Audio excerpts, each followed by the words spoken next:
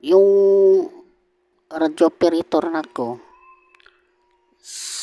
nung isang taon ako nag radio operator, 1989, ang naging kandidato ako para sa pagka-member ng Partido Komunista sa Pilipinas. At doon ako nag-study ng batayang kurso pang partido, yung na member ako sa partido. Nag-study ako ng batayang kursong pampartido at saka batayang kurso militar. Nabasa ko yun sa isang libro na yung tinatawag na idealismo. Yung idealismo, yun ang ayaw maniwala ng Diyos. Kasi ang idealismo hindi makita, hindi maniwala, hindi paniwalaan ang mga bagay na hindi makita tulad ng Diyos. Kasi hindi makita yung mga dialektikong materialismo, yun ang mga bagay na makita.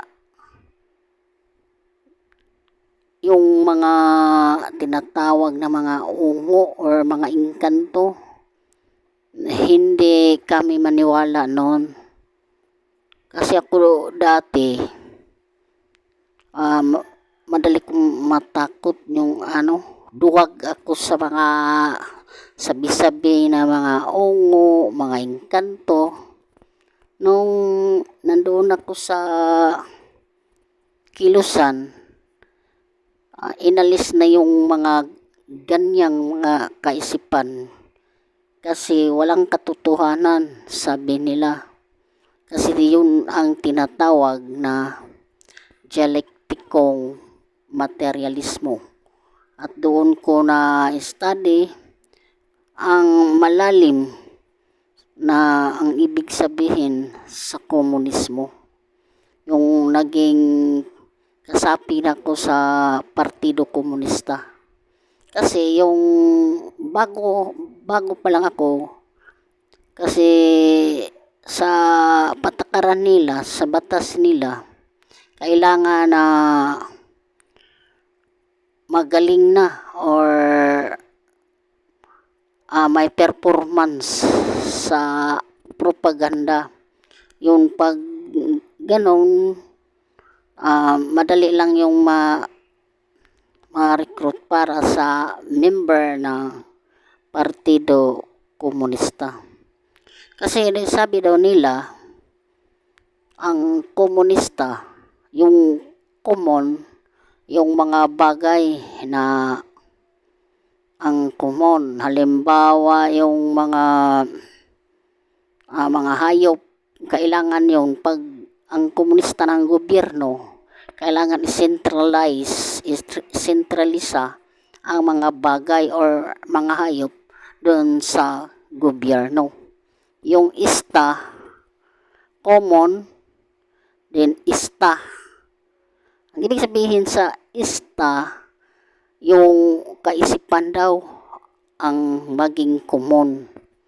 Yun ang paliwanag nila sa komunista. Kung halimbawa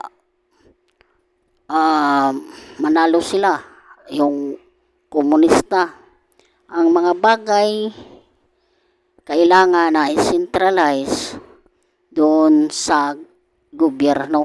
Kahit bago pang pumasok doon, kung anumang bagay na dala, kailangan i-centralize yan sa Kilusan, halimbawa Rilo. Kailangan isentralisa yan sa Kilusan.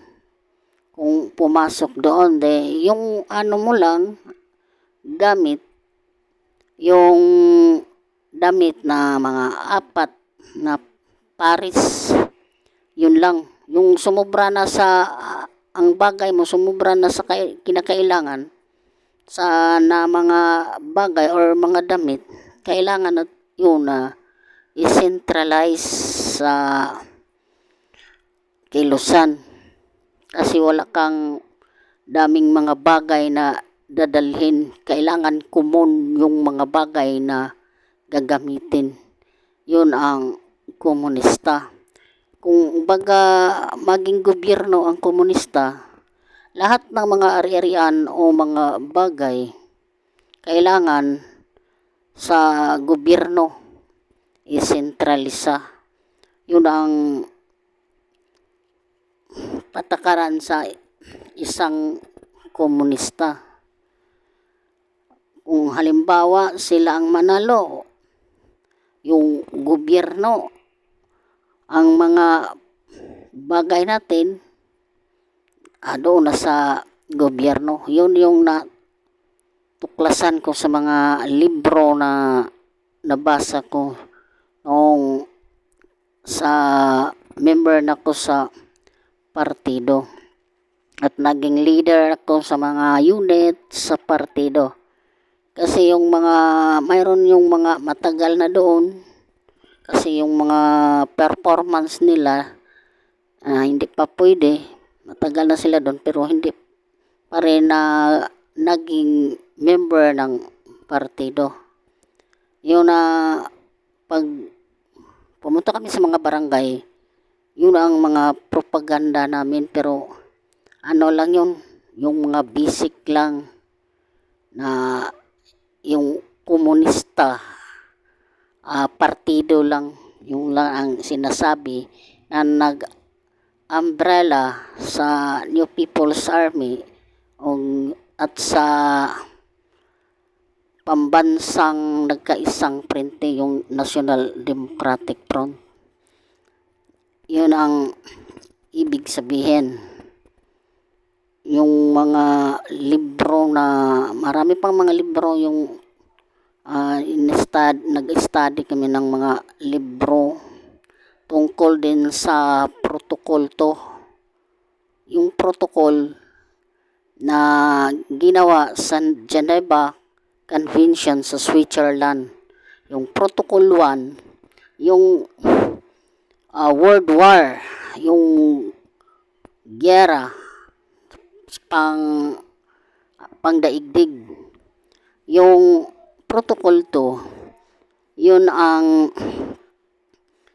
yung civil war na ang batas doon na kailangan respetuhin ang mga kaaway or mga militar ba na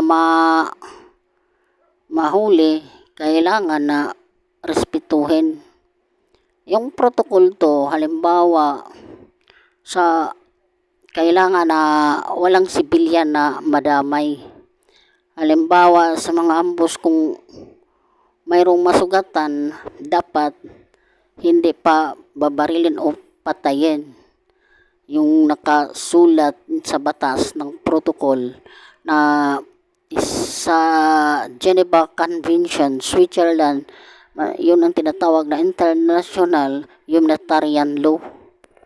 Yung sundin yung ganyan na batas sa panig ng militar at panig ng NPA. Yung mga ambush, dapat hindi hubaran sa uniform yung mga sundalo na napatay sa mga ambush or enkwentro. Pero sa yung mga civilian, kailangan di madamay. Yung halimbawa na may civilian na nagkaputukan na, dapat hindi madamay yung mga civilian. Dapat hindi magkampo sa malapit sa civilian na may mga maraming civilian. Pero sa pagitan ng bakbakan, hindi na nasunod ang protocol. Kasi ngayon, yung mga ginagawa nila ay hindi na makatao. hindi na sumunod sa protocol sa gyera. Yung protocol to, kahit sino na mga rebelde, kailangan sundin yung mga MILF, MNLF, yun ang nakasulat sa batas na dapat na sa pagitan ng gyera, kailangan na sundin ang batas sa protocol to. Pero hindi naman nun, hindi na sunod yung mga protocol na yan. Kasi pag may na-ambush na militar, hubaran, ang mga sibilyan nadadamay sa gyera.